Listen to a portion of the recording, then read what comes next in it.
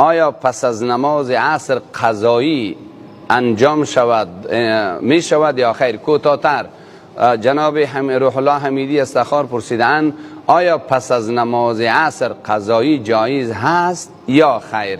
این می معنایش. پاسخ اینجاست که بله، پیامبر صلی الله علیه و سلم گفته لا صلات بعد العصر، نماز پس از عصر نیست، هیچ نماز نیست تا آنگاه که غروب آفتاب صورت گیرد.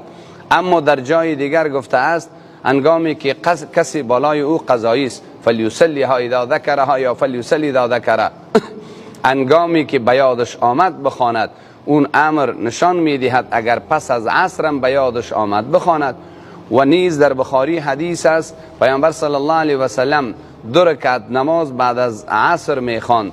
بعد آن را پرسیدن در روایات دیگر که این کدام نماز است؟ گفت مرا مصروفیت پس از ظهر به گونه مصروف ساخت که 2 رکعت سنت نخوانده بودم.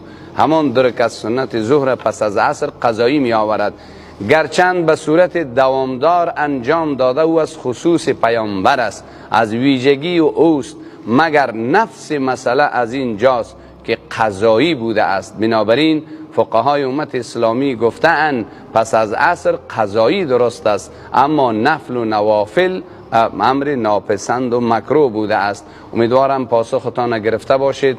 تا هفته آینده شما را به الله می سپارم و ما را شما از دعا فراموش نکنید و ما شما را از دعا فراموش نمی کنیم. پروردگار عالم اسلامی مخصوصا غزه را نصرت و یاری فرموده، از یوغ ستم و ظلم ظالمان و غاصبان رهایی نصیب فرماید.